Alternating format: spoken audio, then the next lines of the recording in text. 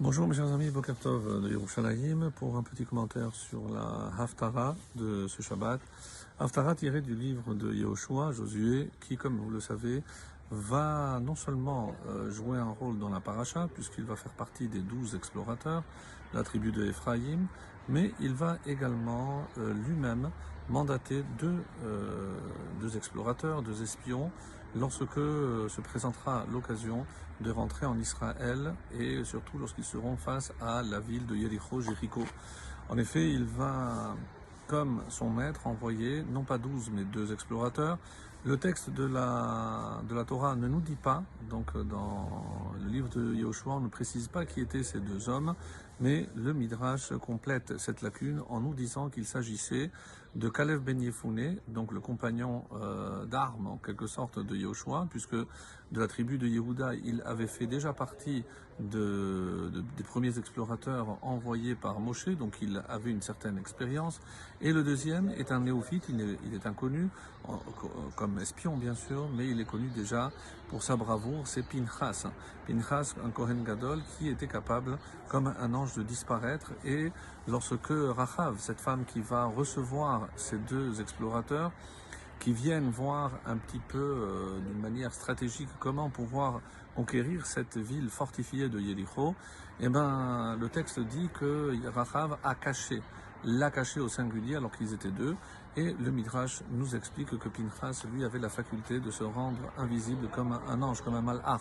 Donc c'est déjà pour prouver le niveau spirituel exceptionnel de ces 2 hommes.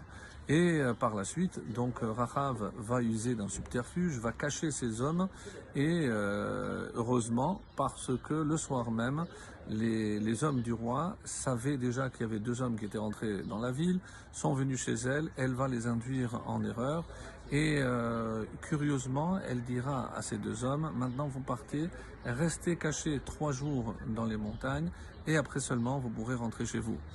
Et les Chachamim me demandent comment elle savait que pendant 3 jours, ils allaient chercher. Et on dit qu'elle a été habitée de Ruach HaKodesh.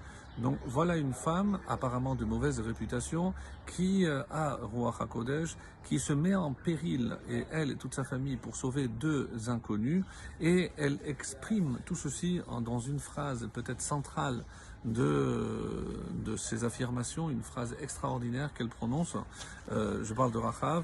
Et elle dit, donc c'est le verset 11 donc, du chapitre 2 qui constitue cette haftara, et elle dit Ki Hashem Elokechem hu Elokim bashamayim mima'al ve'al haaretz mitachat. Évidemment, vous avez reconnu cette phrase qu'on a introduite dans Alenu les Shabéach, eh ben, elle a été citée de la bouche de Rachav, et ce qui veut dire Ki Hashem Elokechem hu Elokim, car Hashem, votre Dieu, est le Dieu Elokim de toutes les forces, bashamayim mima'al, dans le ciel, dans les hauteurs, vers haaretz mitachat, et sur la terre ici-bas.